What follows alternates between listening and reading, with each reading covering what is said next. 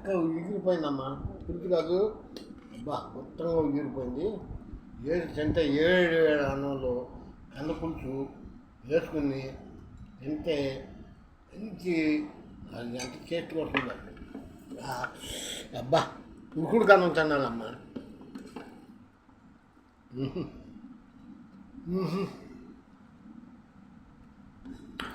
పులుపు తీపి బాగుంది, చాలా బాగుంది. చక్కగా ఉందమ్మా కంద పులుసు, చాలా టేస్ట్.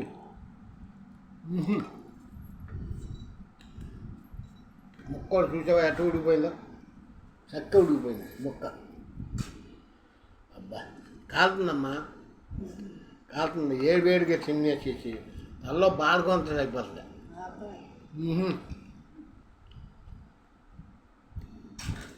ఇంత టేస్ట్ రాదు.